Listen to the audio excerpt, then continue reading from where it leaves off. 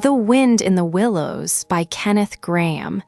VII, The Piper at the Gates of Dawn. If you enjoy these, a subscribe keeps them coming. The willow wren was twittering his thin little song, hidden himself in the dark selvage of the river bank. Though it was past 10 o'clock at night, the sky still clung to and retained some lingering skirts of light from the departed day. And the sullen heats of the torrid afternoon broke up and rolled away at the dispersing touch of the cool fingers of the short midsummer night. Mole lay stretched on the bank, still panting from the stress of the fierce day that had been cloudless from dawn to late sunset, and waited for his friend to return.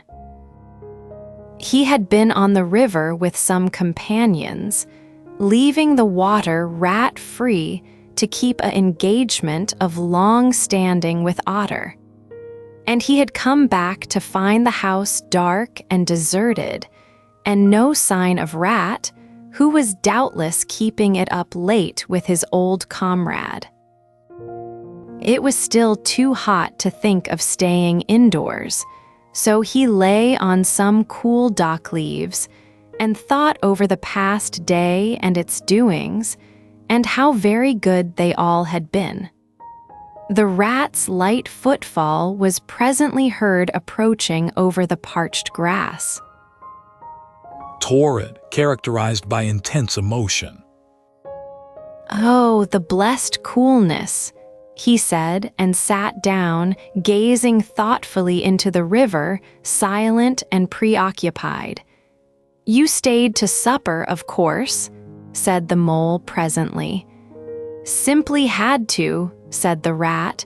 "They wouldn't hear of my going before." You know how kind they always are. And they made things as jolly for me as ever they could, right up to the moment I left. Blessed, give a benediction too.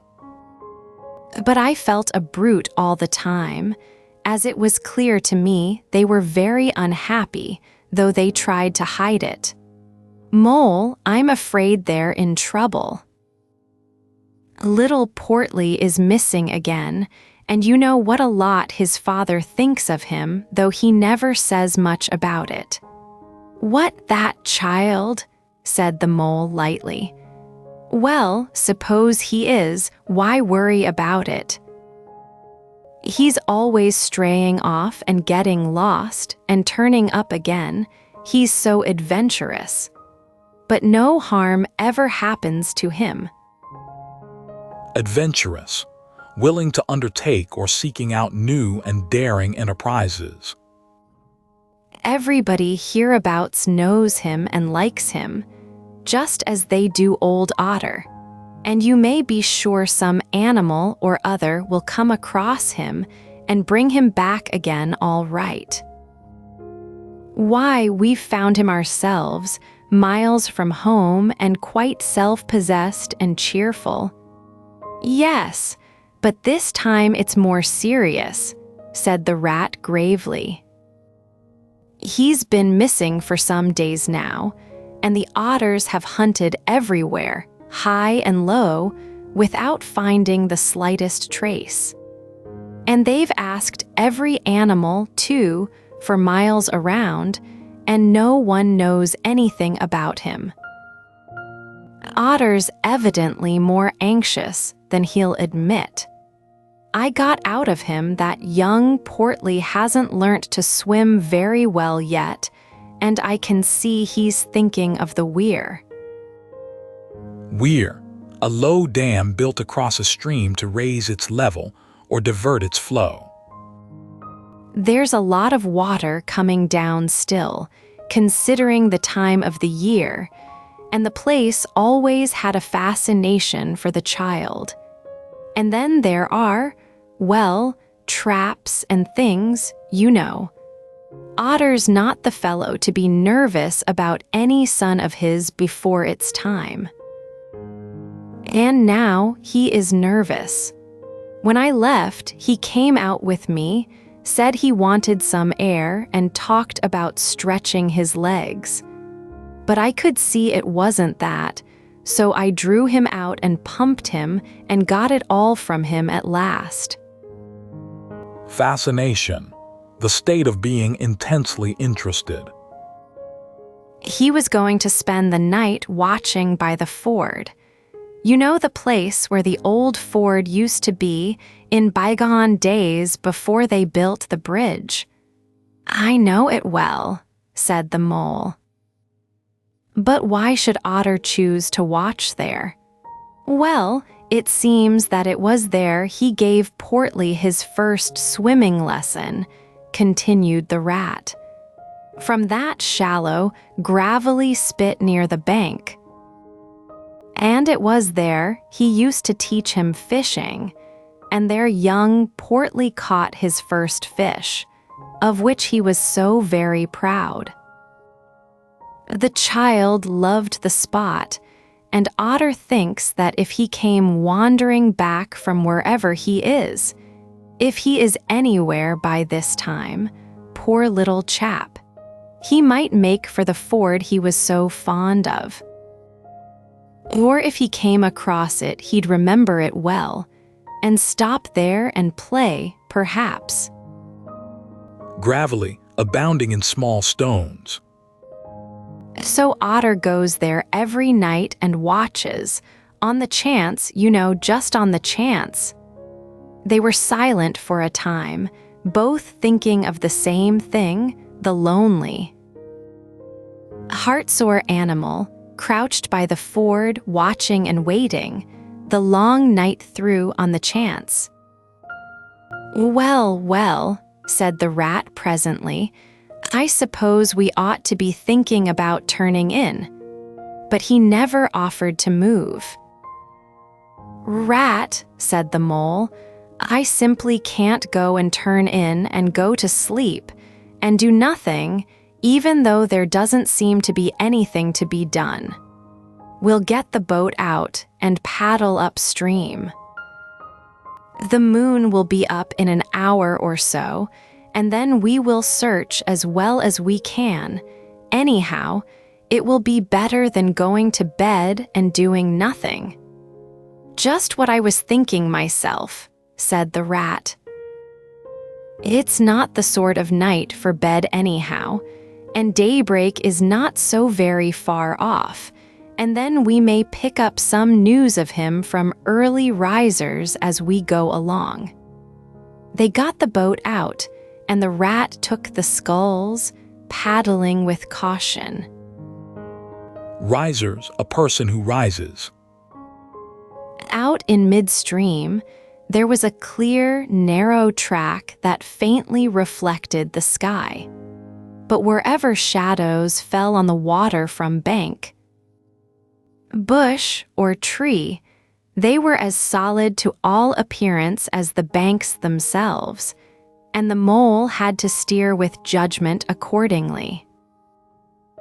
Dark and deserted as it was, the night was full of small noises, song and chatter and rustling, telling of the busy little population who were up and about, applying their trades and vocations through the night till sunshine should fall on them at last and send them off to their well-earned repose.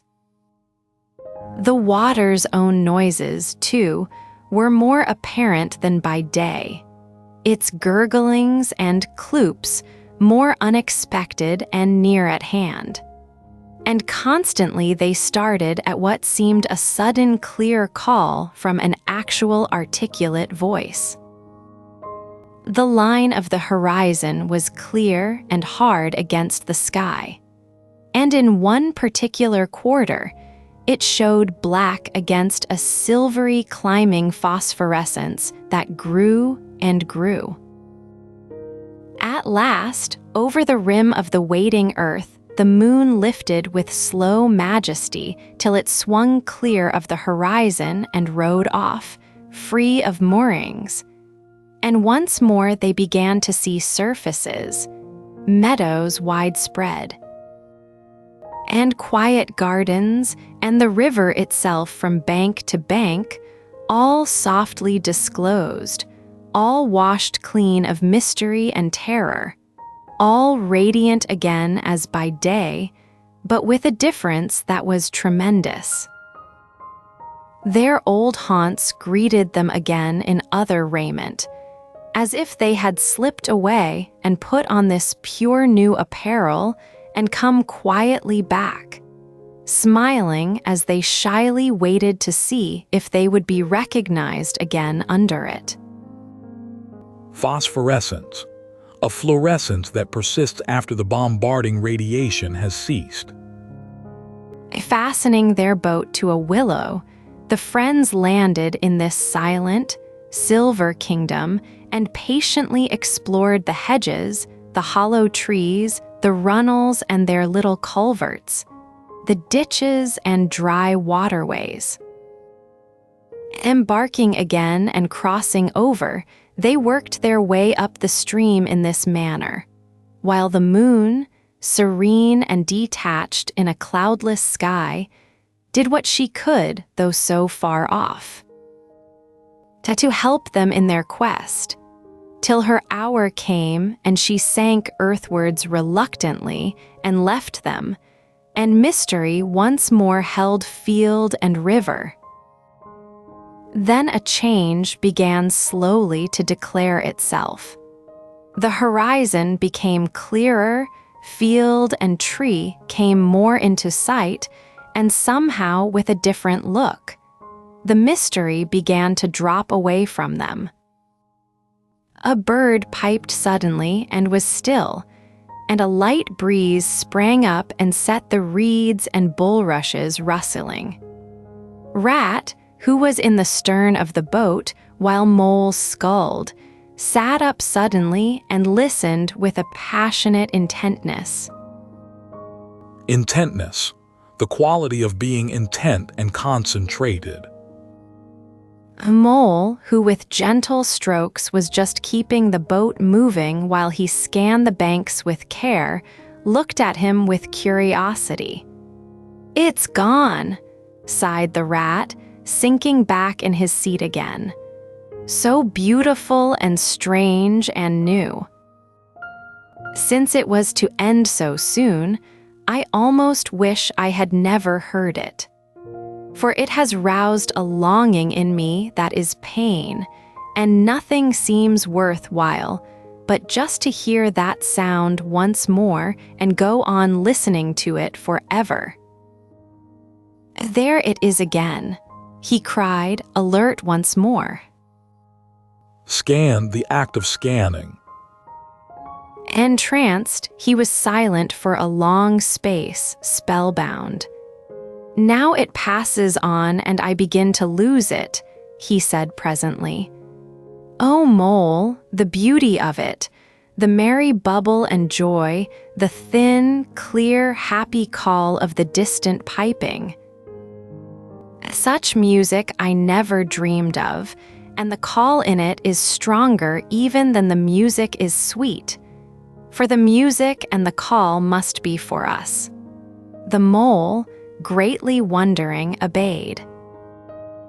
Spellbound, to render motionless, as with a fixed stare or by arousing terror or awe. "I hear nothing myself," he said, "but the wind playing in the reeds and rushes and osiers." The rat never answered, if indeed he heard. Rapt, transported, trembling, he was possessed in all his senses by this new divine thing that caught up his helpless soul and swung and dandled it. A powerless but happy infant in a strong, sustaining grasp. In silence, Mole rowed steadily, and soon they came to a point where the river divided, a long backwater branching off to one side. With a slight movement of his head, Rat, who had long dropped the rudder lines, directed the rower to take the backwater. The creeping tide of light gained and gained, and now they could see the color of the flowers that gemmed the water's edge. "Clearer and nearer still," cried the rat joyously. "Gemmed, covered with beads or jewels or sequins." "Now you must surely hear it. Ah, at last, I see you do." Breathless and transfixed, the mole stopped rowing as the liquid run of that glad piping broke on him like a wave, caught him up, and possessed him utterly.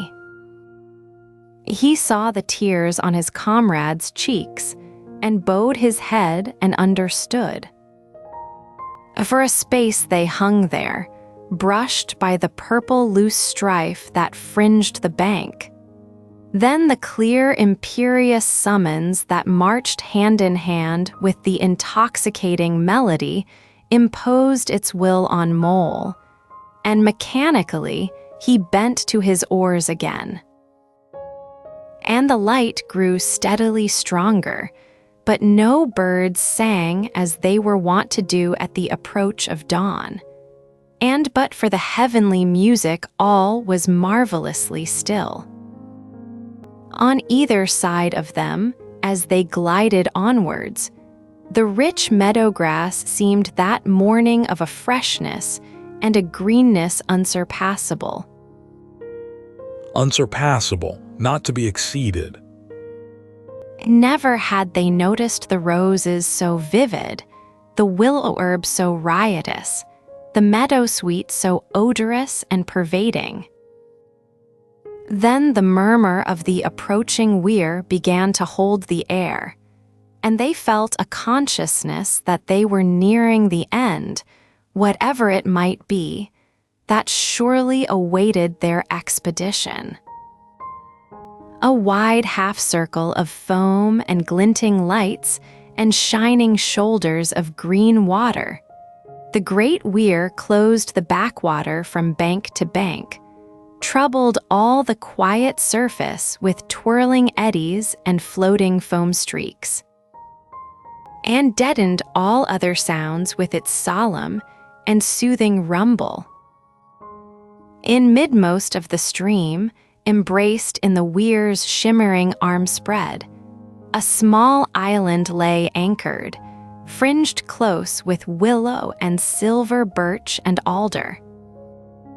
Reserved, shy, but full of significance, it hid whatever it might hold behind a veil, keeping it till the hour should come, and with the hour those who were called and chosen. Slowly, but with no doubt or hesitation whatever, and in something of a solemn expectancy, the two animals passed through the broken, tumultuous water and moored their boat at the flowery margin of the island. Midmost, being in the exact middle. In silence they landed and pushed through the blossom and scented herbage and undergrowth that led up to the level ground, till they stood on a little lawn of a marvelous green, set round with nature's own orchard trees, crabapple, wild cherry, and sloe. This is the place of my song dream, the place the music played to me, whispered the rat as if in a trance. Here in this holy place, here if anywhere, surely we shall find him. Then suddenly the mole felt a great awe fall upon him, an awe that turned his muscles to water, bowed his head, and rooted his feet to the ground. It was no panic terror. Indeed, he felt wonderfully at peace and happy, but it was an awe that smote and held him, and without seeing, he knew it could only mean that some august presence was very, very near. With difficulty, he turned to look for his friend and saw him at his side cowed, stricken, and trembling violently. And still there was utter silence in the populous, bird-haunted branches around them, and still the light grew and grew. Slow, wild plum of northeastern United States having dark purple fruits with yellow flesh. Perhaps he would never have dared to raise his eyes, but that, though the piping was now hushed, the call and the summons seemed still dominant and imperious. He might not refuse, were death himself waiting to strike him instantly, once he had looked with mortal eye on things rightly kept hidden. All this he saw, for one moment breathless and intense, vivid on the morning sky, and still as he looked he lived, and still as he lived he wondered. "Rat!" he found breath to whisper, shaking. "Are you afraid? Afraid?" murmured the rat, his eyes shining with unutterable love. "Of him? Oh, never, never." Piping, a thin strip of covered cord used to edge hems. And yet, oh mole, I am afraid." Then the two animals, crouching to the earth, bowed their heads and did worship. Sudden and magnificent, the sun's broad golden disk showed itself over the horizon facing them, and the first rays, shooting across the level water meadows, took the animals full in the eyes and dazzled them.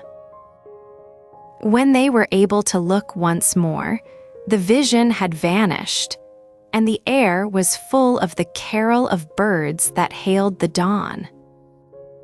As they stared blankly in dumb misery deepening, as they slowly realized all they had seen and all they had lost, a capricious little breeze, dancing up from the surface of the water, tossed the aspens, shook the dewy roses and blew lightly and caressingly in their faces, and with its soft touch came instant oblivion.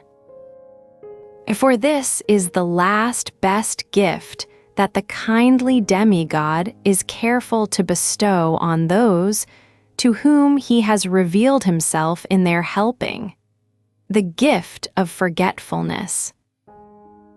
Lest the awful remembrance should remain and grow, and overshadow mirth and pleasure, and the great haunting memory should spoil all the afterlives of little animals helped out of difficulties, in order that they should be happy and light-hearted as before. Light-hearted, carefree and happy and light-hearted. Mole rubbed his eyes and stared at Rat, who was looking about him in a puzzled sort of way. "I beg your pardon. What did you say, Rat?" he asked. "I think I was only remarking," said Rat slowly, "that this was the right sort of place, and that here, if anywhere, we should find him. Why, there he is, the little fellow." And with a cry of delight, he ran towards the slumbering Portly. But Mole stood still a moment, held in thought. As one wakened suddenly from a beautiful dream, who struggles to recall it, and can recapture nothing but a dim sense of the beauty of it, the beauty. Puzzled, be a mystery or bewildering too. Till that, too, fades away in its turn, and the dreamer bitterly accepts the hard, cold waking and all its penalties. So Mole, after struggling with his memory for a brief space, shook his head sadly and followed the Rat. Portly woke up with a joyous squeak and wriggled with pleasure at the sight of his father's friends, who had played with him so often in past days.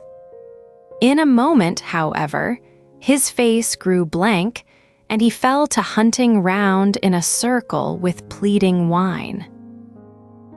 As a child that has fallen happily asleep in its nurse's arms, and wakes to find itself alone and laid in a strange place, and searches corners and cupboards, and runs from room to room, despair growing silently in its heart.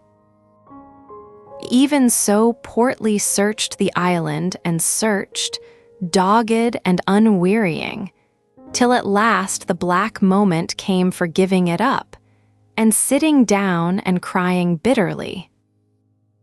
The mole ran quickly to comfort the little animal, but Rat, lingering, looked long and doubtfully at certain hoof marks deep in the sward. "Some great animal has been here," he murmured slowly and thoughtfully, and stood musing, his mind strangely stirred. Unwearying, showing sustained, enthusiastic action with unflagging vitality. "Come along, Rat," called the moles. "Think of poor Otter waiting up there by the ford."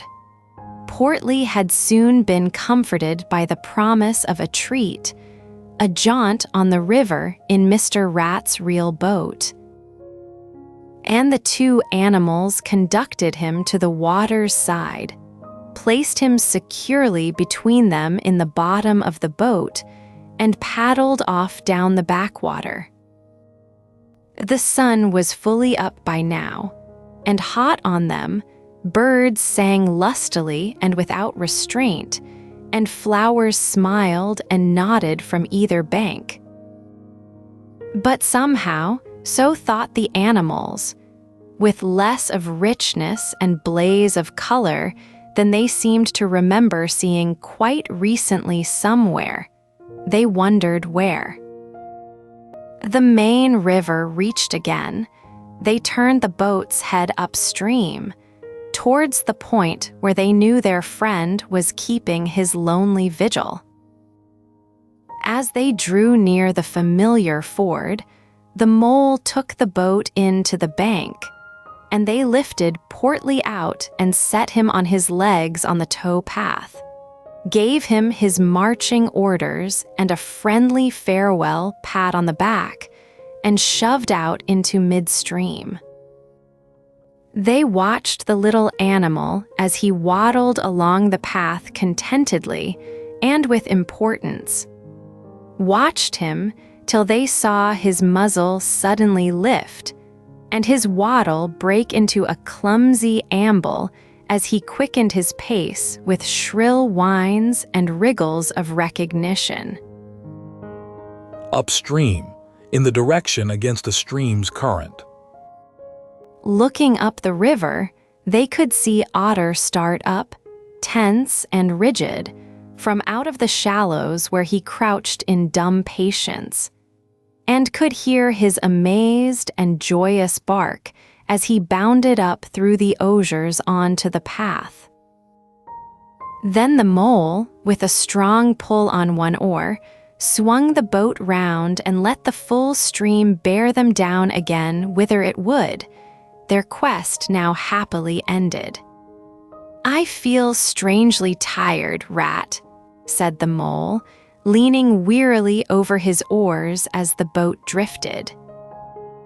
"It's being up all night, you'll say, perhaps, but that's nothing. We do as much half the nights of the week at this time of the year." "No, I feel as if I had been through something very exciting and rather terrible, and it was just over, and yet nothing particular has happened. Or something very surprising and splendid and beautiful," murmured the Rat, leaning back and closing his eyes. Osiers, flexible twig of a willow tree. "I feel just as you do, Mole, simply dead tired, though not body tired. It's lucky we've got the stream with us to take us home. Isn't it jolly to feel the sun again, soaking into one's bones? And hark to the wind playing in the reeds. It's like music, far away music, said the mole, nodding drowsily. So I was thinking, murmured the rat, dreamful and languid. Dance music, the lilting sort that runs on without a stop. But with words in it, too, it passes into words and out of them again. I catch them at intervals. Then it is dance music once more. And then nothing but the reeds' soft, thin whispering. You hear better than I, said the mole sadly. Lilting, a jaunty rhythm in music. I cannot catch the words. Let me try and give you them, said the rat softly, his eyes still closed. Now it is turning into words again, faint but clear. Lest the awe should dwell and turn your frolic to fret, you shall look on my power at the helping hour. But then you shall forget. Now the reeds take it up, forget. Forget, they sigh, and it dies away in a rustle and a whisper. Then the voice returns. Lest limbs be reddened and rent, I spring the trap that is set. As I loose the snare, you may glimpse me there, for surely you shall forget. Row nearer, mole, nearer to the reeds. It is hard to catch and grows each minute fainter. Helper and healer, I cheer small waifs in the woodland wet, strays I find in it, wounds I bind in it, bidding them all forget. Nearer, mole, nearer. No, it is no good. The song has died away into reed talk. But what do the words mean? Asked the wondering mole. Healer, a person skilled in a particular type of therapy. That I do not know, said the rat simply. I passed them on to you as they reached me. Ah, now they return again, and this time full and clear. This time, at last, it is the real, the unmistakable thing, simple, passionate, perfect. Well, let's have it then, said the mole, after he had waited patiently for a few minutes, half dozing in the hot sun. He looked and understood the silence. With a smile of much happiness on his face, and something of a listening look still lingering there, the weary rat was fast asleep. Unmistakable, clearly evident to the mind. Tonight's words, torrid, blessed, adventurous, weir. Fascination, gravelly, risers, phosphorescence. Intentness, scanned, spellbound, gemmed. Unsurpassable, midmost, slow, piping. Light-hearted, puzzled, unwearying, upstream. Osiers, lilting, healer, unmistakable.